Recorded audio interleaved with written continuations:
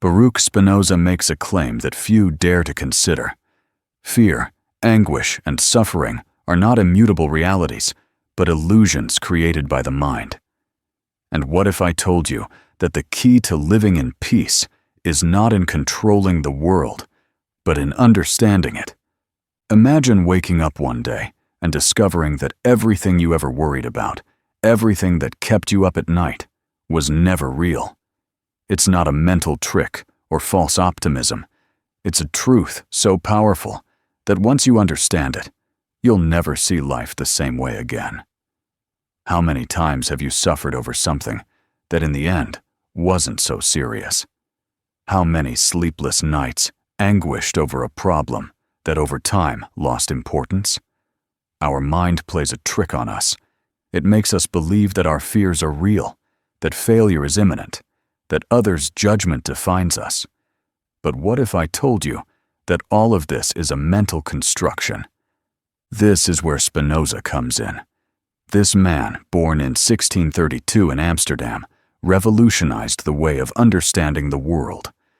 Despite having been exiled from his community and condemned to oblivion, he developed a philosophy capable of freeing any person from fear and suffering.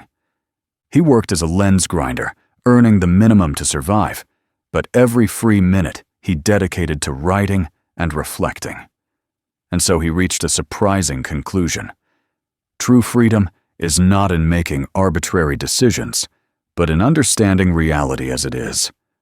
Most people believe that life is a struggle between good and evil, between luck and destiny. But Spinoza saw the world differently. For him, everything in the universe happened by necessity. There are no punishments or rewards, only causes and effects chained in an infinite manner. And this has a radical implication. Our emotions, thoughts, and decisions are not the fruit of free will, but of everything that has happened before. We don't choose our fears, our anxieties, or our desires. Everything in our life is the result of a chain of events that escape our control. But does this mean we have no control over anything? That we are condemned to be slaves to our emotions? This is where Spinoza offers us the key to liberation. His philosophy shows us that by understanding the causes of our suffering, we can transcend it. Think about this. If someone speaks badly of you and you feel anguished, does that person really have power over you? No. What affects you is not what that person says, but how your mind interprets those words. If you manage to see that their comments have no real impact on your life, their influence over you disappears. This applies to everything: the fear of failure, anxiety about the future, the pain of a loss. It's not the situations themselves that make us suffer, but the way we interpret them. If you understand this, something changes in you. You stop resisting the inevitable. You stop suffering over what you cannot control. And in that moment, you begin to live with clarity and freedom. But Spinoza went even further. He not only discovered that suffering is an illusion, but found a method to overcome it, a path that allows us to achieve true mental peace without depending on anything external. Spinoza reached a radical conclusion. Everything in the universe occurs by necessity. There is no chance, no chaos, only an infinite chain of causes and effects. But what does this mean for you, for me, and for anyone seeking a life without fear? Think about it for a moment. Since you were born, every experience you've lived has left a mark on you. You didn't choose your family, your genetics, or the environment in which you grew up. You didn't decide what fears you would have, what events would affect you, or what type of person you would be. Everything you are today is the result of a series of factors that have shaped you without you deciding consciously. If as a child you were punished every time you made a mistake, you likely feel a deep fear of failure today. If you were ever rejected from a group, perhaps you now feel anxiety when socializing. If someone betrayed your trust, it's possible you find it hard to open up to others. None of this was a choice. They are simply effects of previous causes. And here's the most impactful thing. In the same way you didn't choose these fears, you don't need to cling to them either. The key to Spinoza's philosophy is not to resign yourself, but to understand. Because once you understand the causes of your emotions, you stop being their slave. Observe what happens when you feel fear or anxiety. How does your body react? Your heart races. Your breathing becomes agitated. Your mind fills with disaster thoughts. But what if, instead of reacting automatically, you took a moment to analyze what's happening? Suppose you feel panic before speaking in public. Your mind tells you they'll judge you, that you'll make mistakes, that people will mock you. But is this real or just a projection of past experiences? Spinoza tells us that fear is nothing more than a product of our imagination, and that if we learn to observe it from the outside, we can free ourselves from it. Here enters his method. It's not enough to tell yourself, "I shouldn't be afraid." It doesn't work that way. The only way to overcome fear is with knowledge, and knowledge begins with observation. When you feel a negative emotion, stop. Don't avoid it. Just observe it. Ask, where does this fear come from? What's causing it? Is it something real or just an interpretation my mind has constructed? This completely changes the way you experience life. Instead of reacting blindly to every thought or emotion, you begin to see them as what they are, mental processes that arise and disappear like waves in the sea. But Spinoza goes even further. He doesn't just tell us we can free ourselves from fear, but shows us how to find true happiness. And no, it's not about momentary pleasure or superficial distractions. It's about something much deeper. Until now, we've explored how fear and suffering are constructions of our mind, and how Spinoza discovered that everything in the universe follows a chain of causes and effects. But there's a crucial question we haven't answered yet. If everything is determined, what does this mean for our happiness? Is it possible to find peace in a world where we don't have absolute control? Let's go deeper into Spinoza's philosophy to understand his vision of happiness. First, we must talk about what happiness is not. Most people associate happiness with pleasure, with success, or with the absence of problems. But these are temporary states, ephemeral sensations that depend on external factors. If you believe you'll be happy when you reach a goal, when you obtain recognition, or when your life is perfect, Spinoza has something to tell you. You're looking in the wrong place. For him, true happiness doesn't depend on what happens to you, but on how you understand what happens to you. It's not about avoiding pain or chasing pleasure, but about reaching a state of clarity, of deep understanding of reality. He called this state beatitude, a happiness that doesn't fluctuate with circumstances because it's not based on desires or fears. Think about it this way. If you seek happiness in money, there will always be more money you can earn. If you seek it in love, there will always be insecurities or fears of loss. If you seek it in others' approval, you'll constantly be at the mercy of their opinions. But if you find happiness in understanding, in wisdom, in acceptance of reality as it is, then nothing and no one can take it away from you. This is where Spinoza's philosophy becomes truly transformative. He tells us that the problem is not in reality, but in our resistance to it. We suffer because we want things to be different from what they are. We get frustrated because we believe the world should adjust to our desires. But what if, instead of fighting against the inevitable, we learn to see it with clarity? Imagine you're stuck in traffic and you're late for an important appointment. You feel anxious, angry, frustrated. But what good is this emotion? Will it make the traffic disappear? Will it change the situation? Spinoza would say that suffering only arises because we don't accept reality. If instead of resisting what we cannot change, we simply accept it, understand it, the anguish would disappear. It's not about resignation. It's understanding that certain things are outside our control, and that our true freedom is not in changing reality, but in changing our relationship with it. This brings us to one of Spinoza's most revolutionary concepts. Freedom is not doing what we want, but wanting what is necessary. That is, instead of desiring the world to adjust to our whims, we can learn to see the beauty and necessity in the order of the universe. How do we achieve this in practice?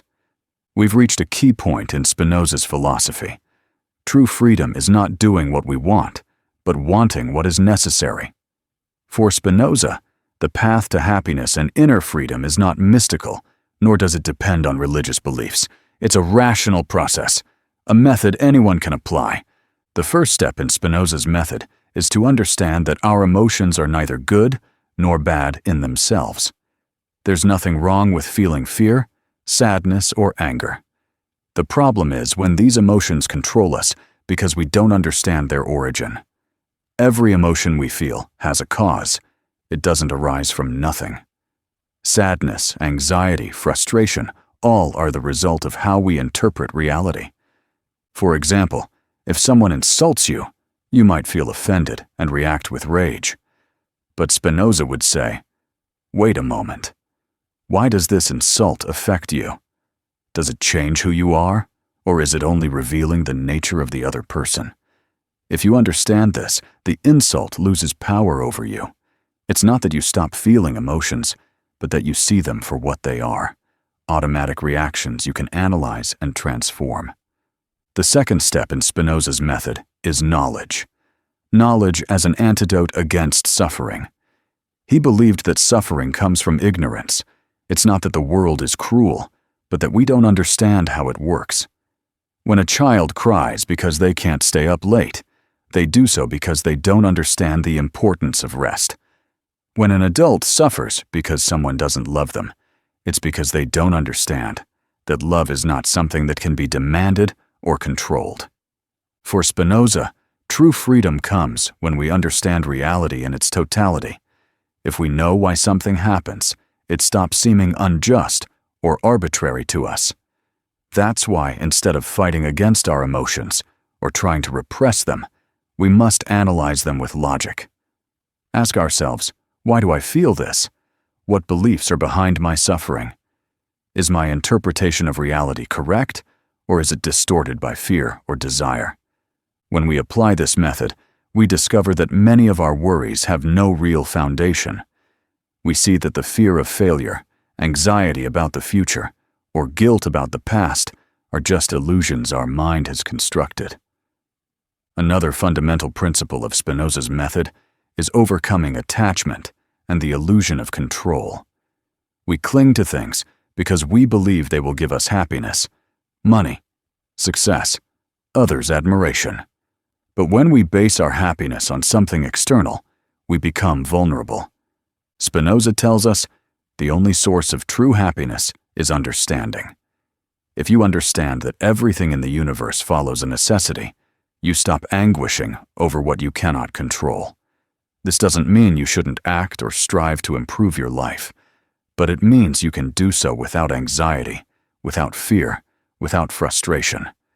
When you understand the causes of what happens to you, you free yourself from unnecessary suffering. You accept reality without resistance, and by doing so, you achieve inner peace. But there's one last step in this method, the most powerful of all. How can we transform our way of thinking to apply this in daily life? Spinoza tells us that our emotions and desires are not conscious choices. They are the result of a chain of causes and effects that escape our control. But does this mean we are condemned to always react the same way? No. While we cannot change our emotions immediately, we can change the way we interpret them. Let's take an example. Imagine you lose your job. If you interpret this as a tragedy, you'll feel anxious and depressed. But if you understand that this loss is just another link in the chain of life, something that had to occur according to the laws of the universe, you can face the situation with clarity and seek new opportunities without desperation. We don't have to change the world, only our way of seeing it. Spinoza distinguishes between two types of emotions. Passions are emotions that dominate us without our understanding them. When we're trapped in them, we are slaves to our circumstances.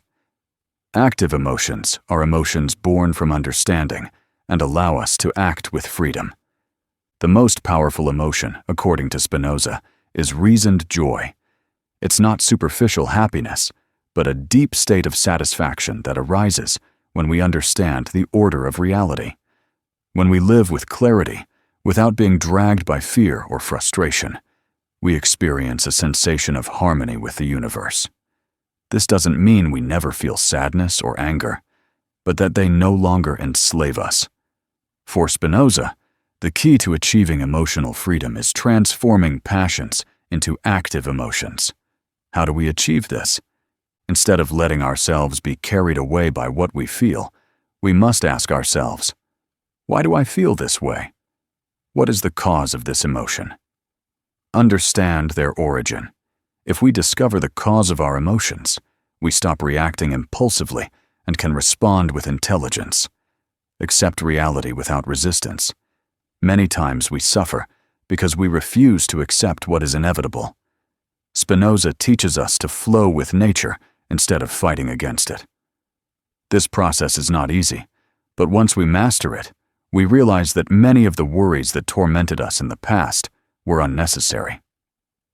For Spinoza, the greatest source of inner peace is seeing life from a cosmic perspective. Imagine you're an astronaut observing Earth from space. From that height, problems that seem enormous in daily life become insignificant. Now imagine you can do this with your mind. Take distance from your emotions, observe them from above, and realize they are part of a larger order. When we do this, anguish disappears. We no longer feel like victims of life, but part of a universe that follows its course inevitably. And here comes one of Spinoza's most impactful teachings. When we understand the universe this way, we experience a state of deep love toward existence itself. But how can we reach this state in our daily life? In the next part, we will explore Spinoza's most revolutionary concept, the intellectual love of God, the supreme emotion that leads us to a full life free from fear. But what does this really mean? For Spinoza, God is not a separate being from the world, as in many traditional religions. Instead of seeing God as a transcendental being, Spinoza conceived him as nature itself. Everything that exists, from the stars in the sky to human emotions, is God. God is not a being who acts upon us. He is the very substance of the universe. And we, as part of him, form part of this divinity. This radical understanding changes everything. If we understand that God and nature are the same thing, then our love toward God is not a love toward a distant entity, but toward the understanding itself of nature and the laws of the universe. Spinoza describes this love as a type of intellectual love, that is, a love born from reason, not from emotion. It's about a deep love for understanding how the world works, for understanding that everything has a purpose within the cosmic order, even though we may not always fully comprehend it. This intellectual love is not about praying or having a personal relationship with a divine figure, as traditional religion might suggest. It's about understanding the necessary order of nature and seeing that everything that occurs, both good and bad, has a place in that order. When we reach this understanding, we don't feel fear or sadness about life's adversities. Instead of seeing difficulties as something negative, we understand them as part of a larger process, something that has a reason for being. This type of love gives us peace because it frees us from the constant struggle to control what is outside our reach. If we accept that everything follows an order and that there is no chance in the universe, we can stop resisting life as it is. To achieve this, Spinoza proposes a mental exercise. When you face a challenge, instead of complaining or fighting against it, stop and reflect on how this challenge fits within a broader pattern. How does it contribute to your personal development? What can you learn from this situation? One of the most powerful reasons why this intellectual love frees us is that it allows us to overcome fear. Fear arises when we perceive we have no control over our life, when we believe circumstances are imposed on us without reason. But when we understand that everything in life follows a logical and necessary order, fear vanishes. Imagine you feel fear of losing a loved one. The mind usually fills that fear with thoughts of loss, sadness, and suffering. But if you understand that everything in the universe is part of an infinite chain of causes and effects, you can see death or separation as a natural change, not as something catastrophic. This intellectual love doesn't eliminate human emotions, but it gives us the capacity not to be controlled by them. It allows us to live with greater serenity, even in the face of the greatest challenges. And this is one of the greatest gifts of Spinoza's philosophy. It's not about eliminating suffering, but about learning to live with it without it robbing us of inner peace. By understanding that God is nature itself, we experience a deep love for everything that exists. This leads us to see life in a different way. We no longer live in a world full of threats and obstacles. We live in a universe that has a perfect order, where each thing has its purpose. This love for nature allows us to break with the anthropocentric vision that makes us feel we are separated from the world. We realize we are part of a whole, and that belonging gives us peace. Nature is not something outside of us. We are part of it. The key question is, how can we cultivate this intellectual love for nature and reality as it is? We've reached a crucial point. We've already understood how Spinoza's vision of nature and the intellectual love of God helps us live without fear. But now we face the practical question: how can we apply all this in our daily life? How do we manage to transform our theoretical understanding into real action, to live with peace and freedom beyond external circumstances? At this point, Spinoza's philosophy becomes a powerful tool not only to understand the world, but to act within it, without falling into the trap of overwhelming emotions, constant tensions, or paralyzing anxiety. The first step to bring Spinoza's philosophy into practice is to act according to reason, and not according to uncontrolled emotions. Spinoza said that reason is what should guide our decisions, not the impulses of the heart, or the automatic reactions of the mind to situations of stress or fear. This doesn't mean we should be cold or insensitive, but that we should cultivate a deep understanding of the causes that lead us to act in a certain way. When we act from reason, we don't let emotions govern us. We stop and ask, why do I feel this? What's causing this fear or this anger? What can I do to see this situation in a different way? Spinoza affirmed that by understanding the causes of our emotions, we can free ourselves from them. This rational understanding not only allows us to make wiser decisions, but also gives us control over our reactions. And this is key. We cannot control everything that happens, but we can control how we respond to what happens. A fundamental concept in Spinoza's philosophy is the radical acceptance of life as it is. We live in a society that constantly tells us we must fight against everything we don't like, that we must change everything that makes us uncomfortable. But according to Spinoza, this constant struggle is precisely what keeps us trapped in suffering. Accepting reality as it is doesn't mean giving up or stopping fighting for what we want. It means stopping fighting against what we cannot change. Accepting that there are aspects of life that are not under our control. When we stop fighting against the inevitable, our suffering is considerably reduced. For example, if we fear losing a job or a relationship, the first thing we do is think of all the ways we could avoid it. This generates anxiety. But if we understand that loss is a natural part of life, we can accept it as a possibility and act with serenity. We know that whatever happens, there is an order in the universe that will make it possible, and our peace doesn't depend on the results, but on our attitude toward them. Another key area where Spinoza's philosophy helps us live without fear is in our relationships with others. We live in a society full of tensions, conflicts, and comparisons. We often feel threatened by others' opinions or by social expectations.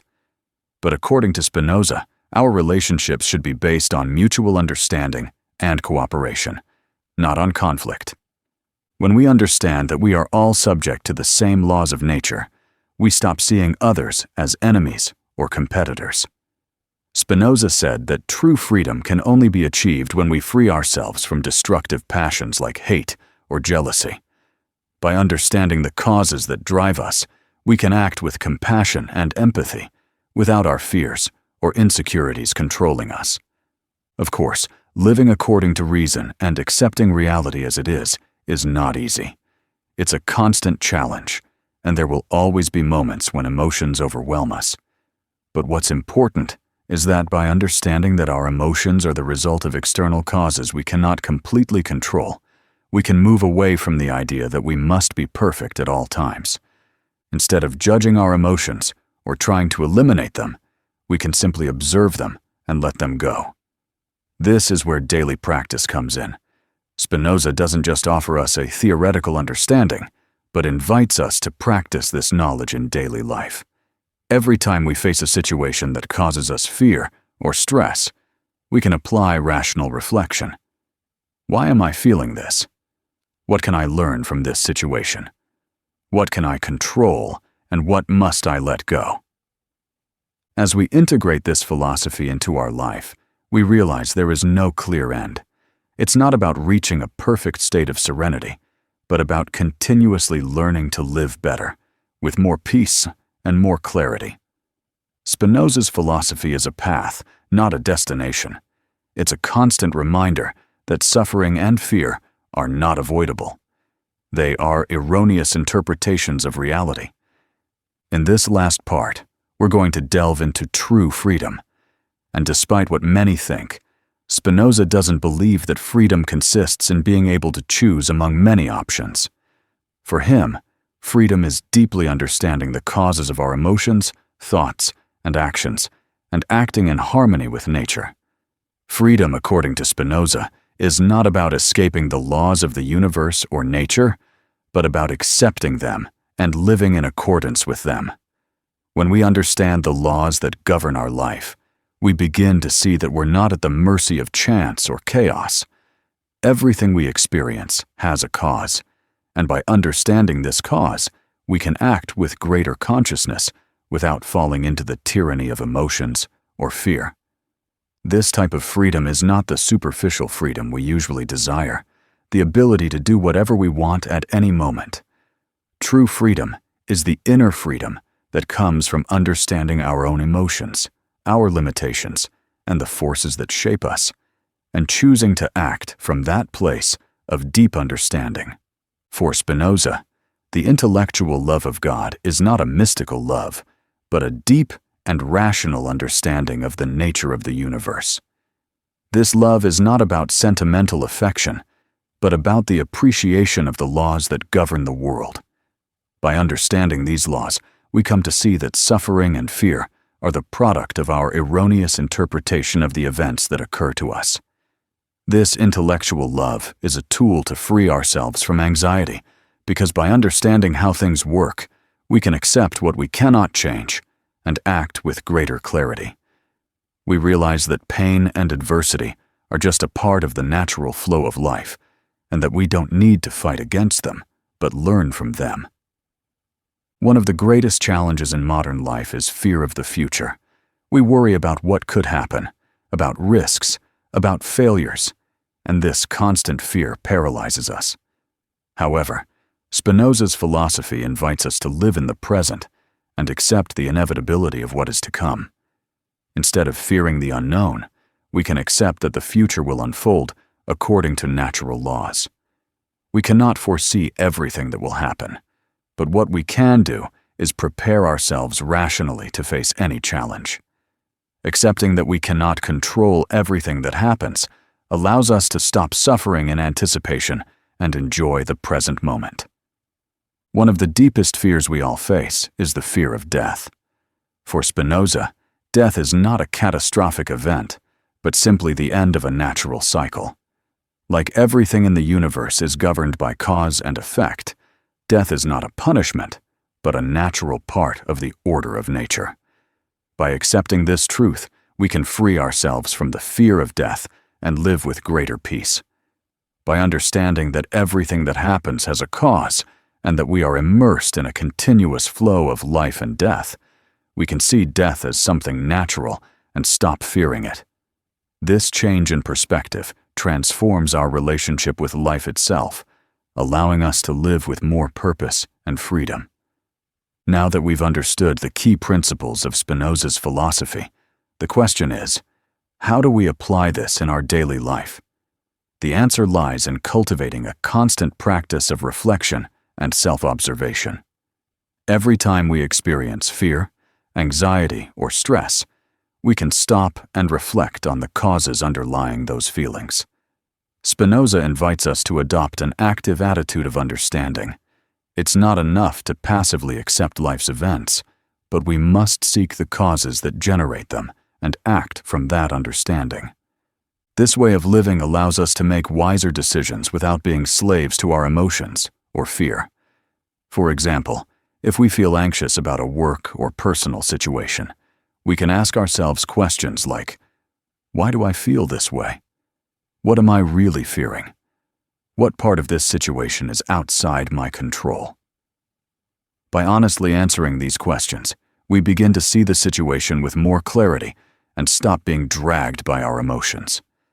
By integrating Spinoza's philosophy into our life, we experience a radical transformation.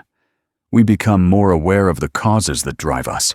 We make decisions more aligned with our true nature, and we free ourselves from the suffering that comes from not understanding reality.